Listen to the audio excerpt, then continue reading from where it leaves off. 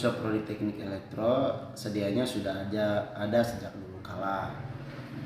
Kami tinggal melanjutkan saja sebagai ruang lingkup organisasi kemahasiswaan intrakampus di Fakultas Sains dan Teknik. Nah, Himpunan Mahasiswa Prodi Teknik Elektro sendiri di tahun ini mengembangkan banyak program kerja, terlebih dengan mengembangkan unit-unit kegiatan mahasiswa selain program kerja lain.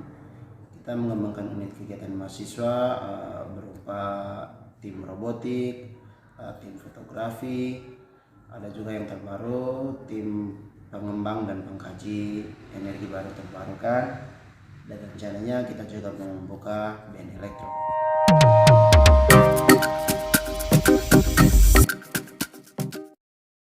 Ya, penting sekali organisasi. Kalau kita lihat secara lebih dalam, sebenarnya tidak ada di dalam mata kuliahnya kampus. Sementara di lingkungan masyarakat kita dituntut untuk bisa sebagai mahasiswa di semua hal. Kalau kita hanya terpaku dengan teori, kita akan menjadi kaku di masyarakat ketika kita dipercayai untuk memimpin suatu kegiatan atau suatu lembaga tertentu. Dengan berorganisasi, kita belajar untuk bagaimana cara mengorganisir suatu kelompok tertentu, bagaimana membuat garis alur kerja untuk satu acara tertentu, bagaimana membangun pola komunikasi antar orang per orang, antar orang per lembaga, maupun antar lembaga dengan lembaga.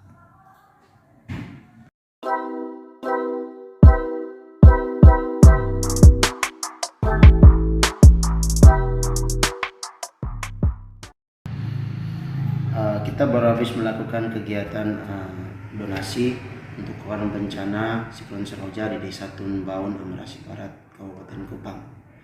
Selepas dari kegiatan itu, banyak teman-teman yang menyambangi saya lalu mengatakan terima kasih. Awalnya saya berpikir bahwa mereka memberikan saya terima kasih karena sudah melibatkan mereka. Ternyata mereka memberikan terima kasih kepada saya karena dengan kegiatan itu mereka menjadi banyak tahu tentang banyak hal, mulai dari bagaimana memimpin sebuah kegiatan, membuat timeline kegiatan agar sebuah kegiatan itu berjalan dengan pasti sesuai dengan ukuran waktu. Kemudian bagaimana membagi beban kerja di setiap sub-sub kegiatan, bagaimana mensiasati suatu keadaan tertentu ketika hal-hal yang kita susun itu sudah dibuat semua tetapi waktunya masih tersisa banyak hal. Kemudian bagaimana bisa berpublic speaking dalam keadaan tertentu, baik ketika sudah dipercayakan ataupun belum dipercayakan.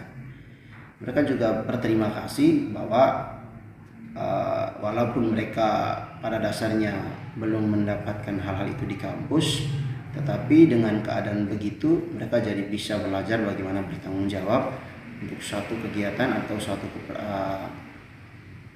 suatu kepercayaan yang diberikan kepada mereka. Nah, ini menjadi manfaat yang secara langsung diterima oleh teman-teman yang bergabung di dalam organisasi. Memang awalnya mereka ragu, bahkan tidak sepenuh hati untuk bergabung bersama di dalam sebuah organisasi. Tetapi ketika mereka sudah dikasih beban kerja, sudah dikasih bagaimana cara kerja dan turun langsung ke lapangan, mereka merasakan bagaimana pentingnya berorganisasi. Ini salah satu contoh yang baik untuk kita melihat bagaimana manfaat sebuah organisasi, terkhususnya di organisasi Himpunan Mahasiswa Prodi Teknik Elektro Undan.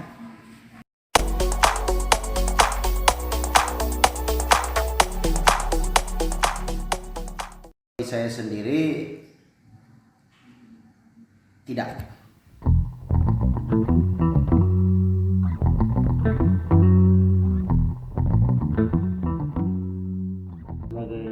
Mahasiswa kita biasanya diajari untuk kritis. Oleh karena itu, hal ini tentu kita tidak bisa tanggapi secara langsung. Nah, persoalan aparat yang arogan itu juga kita harus melihat dari sisi sebab akibat. Orang-orang tidak mungkin akan memberikan suatu reaksi keras ketika tidak ada aksi yang mengumpan mereka. Nah, ini tentunya selaras dengan realita yang ada ketika mahasiswa itu turun untuk menarasikan suaranya, untuk menyampaikan pendapatnya, juga melakukan arogansi.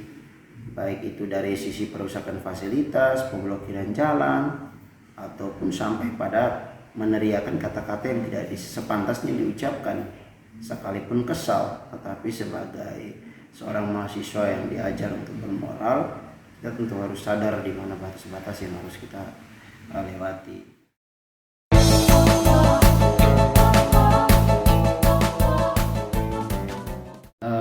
Untuk mahasiswa, dari saya sendiri ingin bahwa kita lebih banyak melakukan aksi daripada bersuara. Nah, bersuara juga tidak menjadi masalah seperti demonstran, tapi tidak menjadi lengkap kalau kita menyampaikan aspirasi tidak diselaraskan dengan tindakan nyata.